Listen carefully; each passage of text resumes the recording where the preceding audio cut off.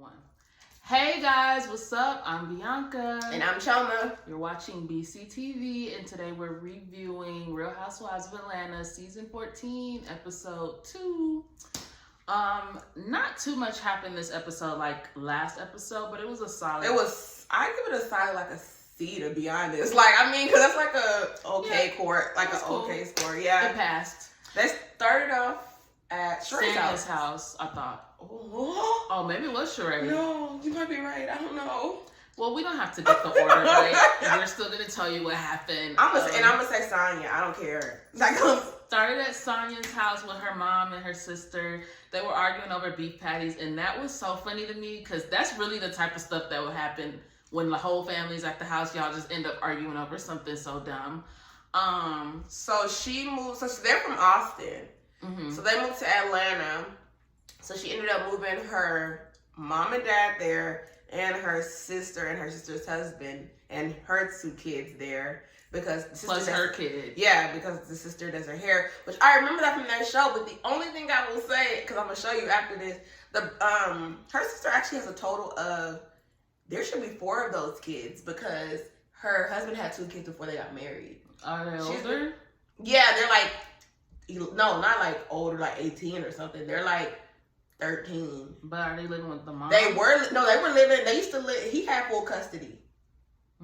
So that's why I was surprised to not see them. But she said they only had the 2 sons. 2 sons there, but yeah, he has a daughter and a son from when he was in college. The mom probably didn't want them moving to Atlanta. Yeah, maybe. But he was like a really active parent.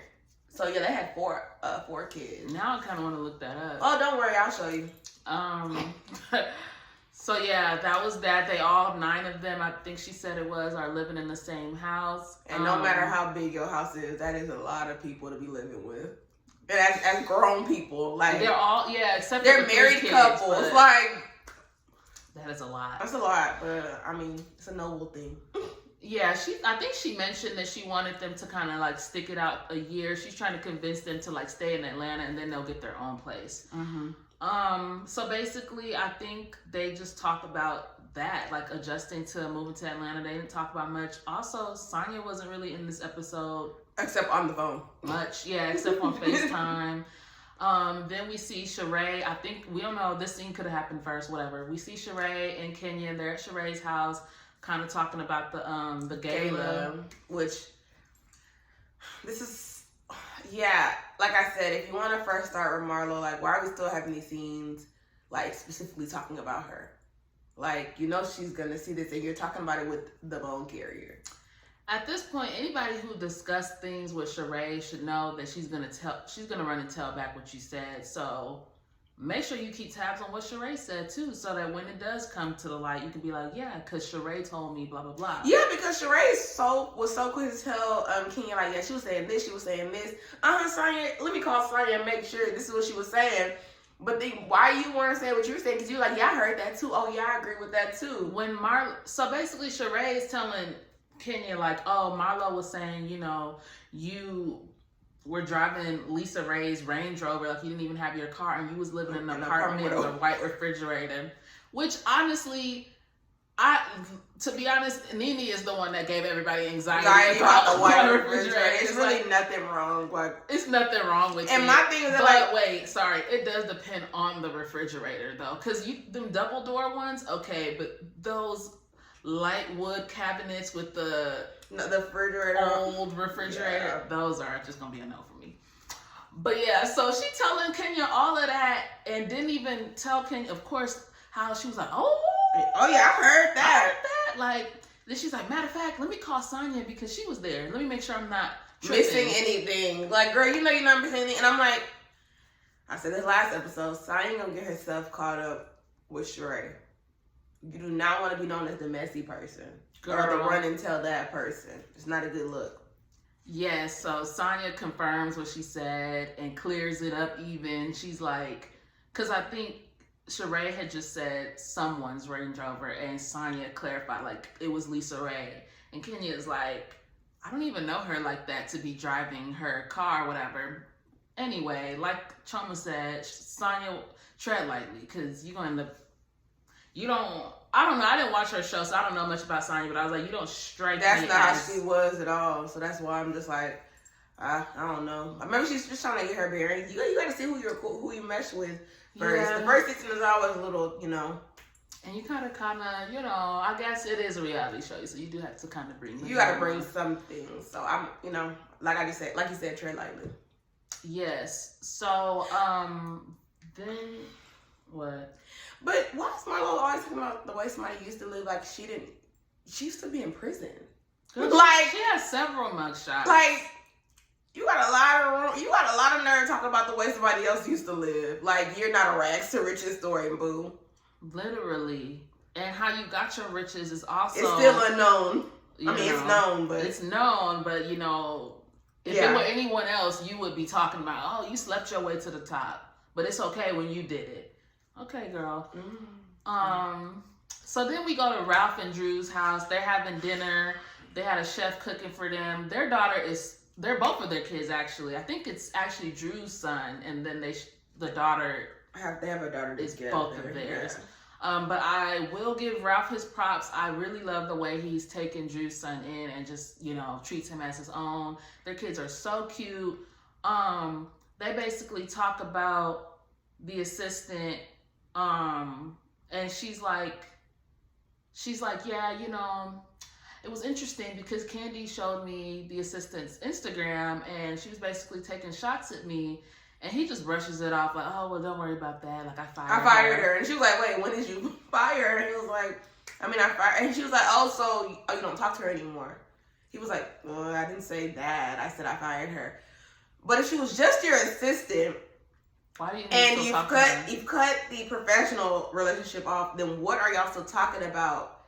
And when Drew was questioning that, he was like, well, she's 50 years old. And I'm like, Ralph, you're only like right at 40. Yeah, I was like, you're not 25. And even if you were 25, do 50-year-old women not sleep with 25-year-old men all the time? There's a lot of fine-ass 50-year-old women. Like, there's a lot of fine-ass 50-year-old women. At 50-year-old, their body still works. Like, they're still going. So I don't know why. Was that supposed to be his argument? First of all, the thing that caught me off guard, this man, he says, I fired her. Like, but we're still talking. She's like, what do y'all have to talk about? He was like, well, we're still doing business stuff together. What business stuff? You fired her. Drew. She said, people always say he gaslights me, but I don't even know what that means. I have a hard time believing that you didn't know what gaslighting meant before. She said, I don't believe that's true, though. That's why the producers had to No, they do it. And then they did a whole montage of times that he's gaslit her. She's like, yeah, people say he gaslights me in her confessional, but I don't really believe that to be true. And they're like, do you know what gaslighting means? They're like, pull out your phone and Google it. She Googled it and she read it out loud because you know what was so funny about it? Right before that scene, she was like, you have a way of like making me think that I'm crazy when I know that the point I'm making is valid. So when she was in her confessional and she looked it up, it was like when you make someone seem like what they're thinking is crazy. And she was like, oh, wow. Yeah. Yeah. And I have a hard time believing nobody ever told you they gaslights you. Like you didn't research this a long time ago. You didn't. Yeah. Like you just now looking that up, girl. I'm like this. Now, I have to pray. I have to hope and pray that this is for a storyline because this is just so ridiculous. It doesn't even make sense. But honestly, even as a storyline, why do you want to go out like this? But I mean, Rashida and Kirk, they do it all the time, and it's went from storyline to real life. Like, and I'm like, people be messing with their marriages, and I'm just like, y'all are embarrassing. It's one thing to pretend to deal with regular I don't even think it's a pretend. I do think the cheating is real, but you being this like the level of disrespect, I'm like, there has to be some kind of fakery going on because. And you seem smart in every other avenue, but with everybody else's relationship too, you can notice things, but with your own, it's like he be playing in your face, and you just be like, "Well, I don't really believe. Is he cheating? Oh, you're almost a 40-year-old woman if she's not 40 already. Oh, is that Instagram post about me? Like, who else Who else would that be And about? it brings me back. He said she's a 50-year-old woman. Why is this 50-year-old woman on Instagram throwing shots? Because she's probably not 50. She's probably only like 2-3 years older than him. She's probably even 22. And with Ralph. He lied so much. He just exaggerated to, she's 50. Whole time they're the same age. Man, that guy, and I don't know, Ralph just looks so tired this season. I think I said that last review. It's with the spray on beard and everything. In his confessional, I was so confused because what is that thing called? B-Gen or whatever? B-I-G-N. B-I-G-N. Did you spray your beard on? Because, oh my God. What do you mean, did you? He did. That was so... I even zoomed in. That was definitely spray on beard. It's embarrassing. Just don't. This is a bad look, sir. That's a bad look. I don't know what happened to your original beard, but let it go if it's not growing no more. It's because all your lies. All your lies. But I will say, even as stupid as Drew is, and I hate to call people stupid, she's actually a very beautiful girl, though. Her face is very pretty. Yeah, when she was having dinner with the family, not the one-on-one dinner they had, but her face looks so smooth and pretty. I just wish, yeah. Yeah. So then we go to Marlo and Candy. Candy is doing some sort of photo shoot or something? Yeah, she was doing like a Halloween shoot. This scene pissed me off to no end. I had so many issues with it. When Marlo got there, when she was like, "Oh, this is a rough side of town," I'm like, once again, as someone who you literally came from nothing, and you literally have been in jail. So you got a lot of audacity talking about, oh, this jail, they have jail bars over here. Like, you were once behind bars multiple times. So it's just like, she talks so reckless. It's like she's always had money or something. She just reminds me of the classic story I cannot stand about. So I can't speak on other races. I can only speak on my own community because that's what I'm familiar with. But like, there's a big group of Black people when they make it, meaning it don't even gotta be on some like I'm a millionaire. They can afford a Louis Vuitton purse. Yeah, it just could be like I can afford one bag, or I can like afford a luxury car or whatever. That's making it in this scenario. And it's like they'll lose their mind. People get one Lexus, one Chanel bag, and all of a sudden, like, girl, you be eating ramen noodles? That's that ghetto ass food. Like, damn, Marlo, for somebody that literally came from the trenches and you admit it, you never hide it. So it's just a contradict.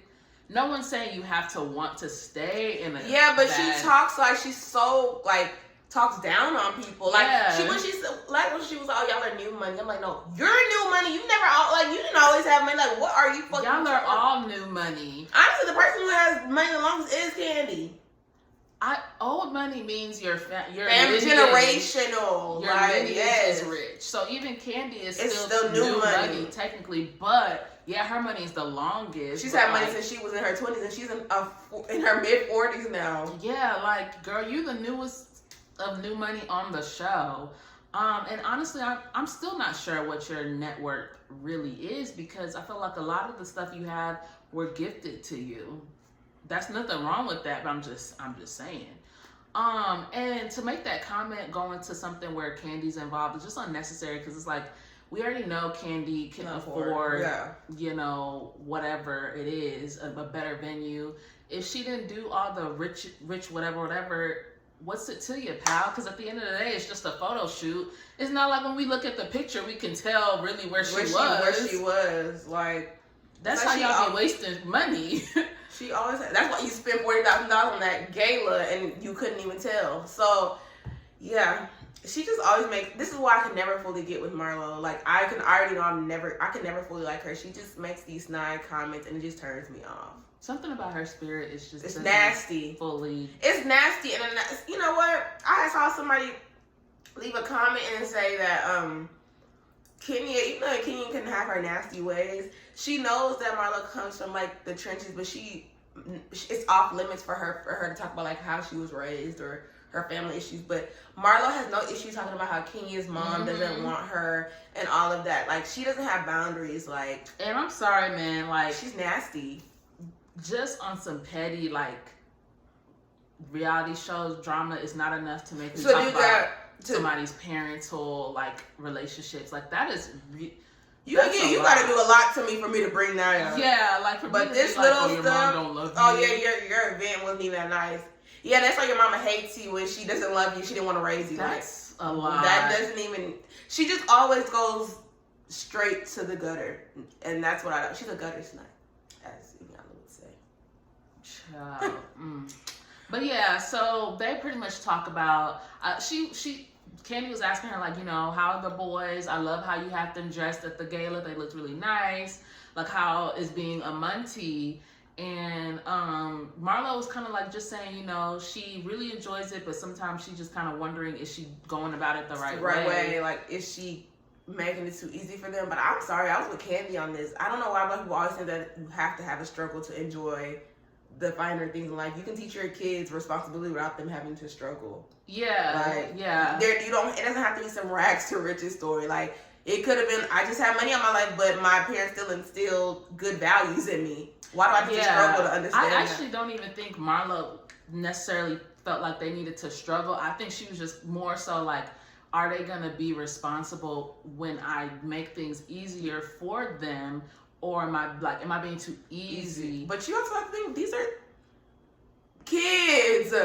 They're still kids and they've gone through a lot in their life. Like, damn, like, let them have it for now. Like, I think you just have to like know how to teach them responsibility in other ways. Like, it doesn't have to be like Candy said in her confessional. She was kind of like, you know, she feels like her kids know.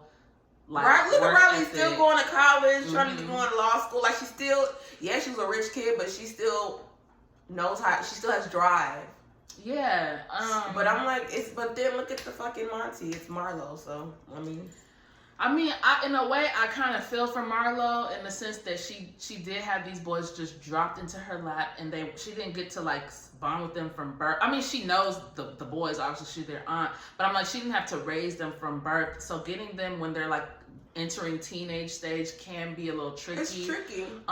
It seems that she's doing a really good job, so I will give her that for sure. They seem well behaved to me, so I feel like there's no need to question if you're going about it the right way. I feel like they're adjusting pretty well, and they seem to really love and respect her. So I mean, it's all. I mean, it's a learning part. Nobody, even parents, don't know how to be parents. Like, it's kind of it's a learning thing. So they talk about that, and then they also talk about, it gets this weird conversation to where like Marlo's like, you don't ever invite me out. That was so random. And Candy was like, yeah, Marlo, you have to be the kind of friend you're wanting to be. You don't invite me anywhere. Like, I mean, for the longest, y'all didn't even get along because according to Candy, she's been on you. But when you hooked up with Nene, you were like, oh, you didn't want to hang out with Candy, and I believe it. I 100% believe that. And I think Marlo even mentioned that like season 4 or 5 that Candy had told her like to not really Candy. Mm-hmm. Oh, so, Nene had told her that. Yeah, because that was so random. She was just like, oh, you don't ever invite me and the boys. It takes a village to raise kids. Candy was kind of like, okay, like, where did this come from? Yeah, like, if that's the friend you want me to be, you know, you got to be that to me too. And you don't invite me to your house. You don't invite the family. And she was like, you can come right now. You can come whenever. You know you can come whenever. I hate when people do stuff like that. You know, I want to be invited. It'd be nice to be invited. Especially if we don't have that kind of... We're not close like that. So we have to start off small. You have to invite me. I'm not going to just... Like, with Bianca, I could just go to her house. Yeah, like, we've known each other literally for years. But for me, if I'm not that cool and I'm just trying to build a relationship, I can't be like, okay, girl, I'm going to come over. And like, girl, what? Yeah, like, huh? So, I don't know. I just felt like, I don't know. It kind of almost gave me like, I didn't have anything to talk about, so I'm going to just say this. Like, you know how sometimes, like, when you're talking to somebody that you're not super close to, you just start saying stuff? I don't know. But yeah, then we get to the final scene of the episode. Or at least the final scene that matters, because if there's another scene, it must not have stood out. The whole episode, Ralph is planning a surprise for Drew, basically, in my opinion, to brush under the whole assistant thing so she can like stop bringing it up. But he claims that he wants to do something special so that they can get back on the right track and like find the love that they had.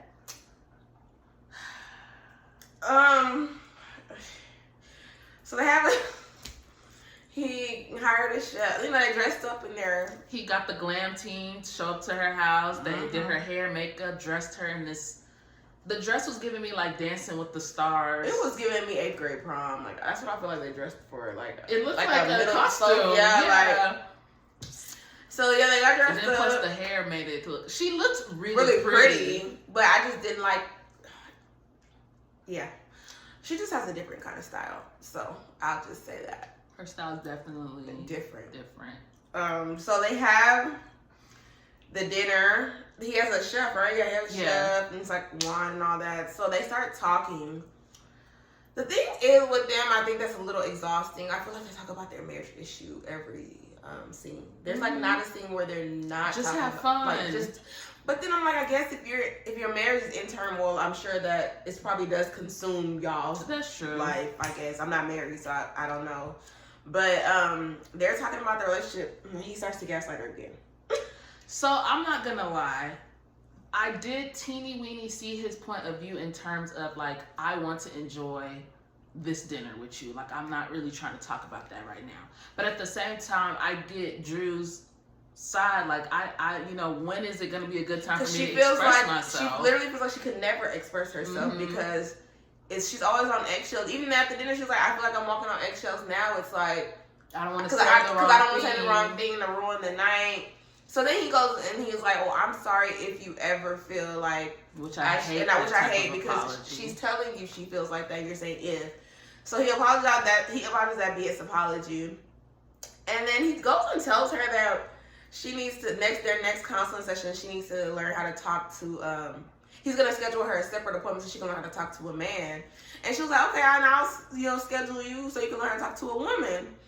And what did he say? About what the therapist said about her? And she was like, well, he said you're a maniac, so if that's what we're going by. Yeah, he was saying something like, she said you don't really listen. Yeah, the therapist said you don't really listen. And she was like, well, he also called you a maniac, so what does that mean?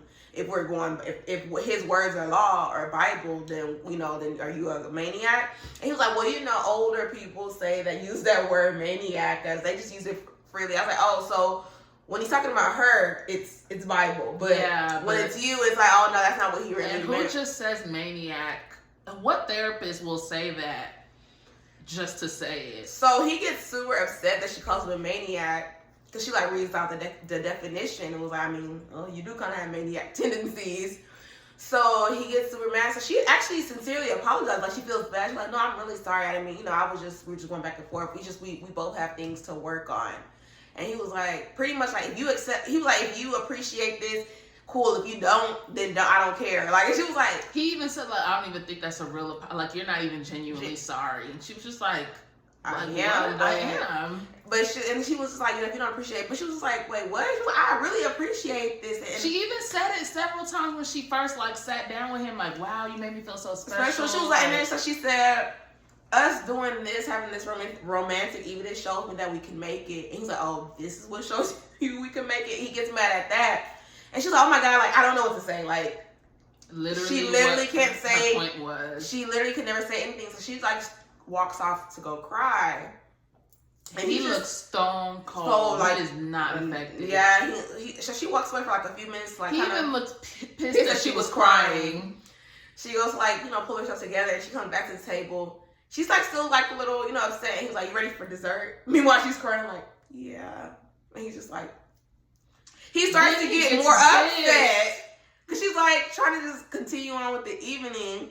And I guess her crying is upsetting him. And he was like, that's the thing is we were supposed to enjoy this dinner. And she was like, well, if me speaking, expressing myself is going to make us have a bad night. What does that say about us? Then what? Yeah, what are we doing? And he was just like, you know what? I'm sick of this BS. I should have never did this. I regret doing this for you. Yeah, he said, I'm not doing anything for you anymore. I regret doing it. And I was like, oh my God. That's the law. That's the thing I've learned. Doing things for you, that's just not it. That's just not where it's at.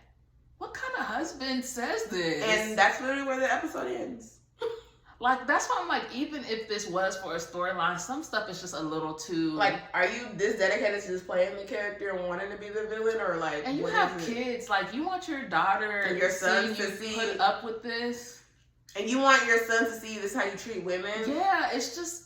some storylines to me, like if you're gonna It's make not up a worth it. storyline, do something that's worth it. This is stuff like that is not worth it to me. This is just a bad look. It's a horrible It's look. it's a bad look, and I need Drew to stand up. Stand up, and also I don't know, like y'all gotta learn that no matter whether it's right or wrong, y'all gotta learn people do subconsciously judge you, and you're supposed to be an actor. I feel like a lot of people seeing this are not gonna want to work with somebody that's just so dumb. Like you're just so dumb on this show that it's a turnoff. It's a huge turnoff. Like I don't even want you associated with my production. Like, oh, it's that dumb girl from Real Housewives. Her husband be cheating on her. But like crazy. honestly, word on the curb is that she auditioned to be on Housewives at least 6 times. That's what I'm really thinking. I heard that. This is really like they are really putting on this show. And you must really need this check. Cause yeah, child. So Anyway, that's all that was it for episode 2. So I mean, I hope this season like can at least stay. I didn't really have high hopes for this season. So I mean, if it could at least stay on this track, that's acceptable for me because the last few seasons have been horrible to me. Especially last season was so really bad. boring. It was really bad. So I just hopefully y'all tell me, what do y'all think about Drew and Ralph? Like, do y'all think that this is a storyline that they are faking it? You think is real? What would be your? I want to know what y'all's like. Like this is where I draw the line. Like, cause if it was me, me and Ralph wouldn't even been on this season. After that Tampa trip, it would have been a wrap. And this is just the stuff that we're catching on TV, if this is real. Mm-hmm. So I can only imagine what he's gotten away with off the camera. So y'all catch us next week for episode 3, and we'll see you later. Bye. Peace.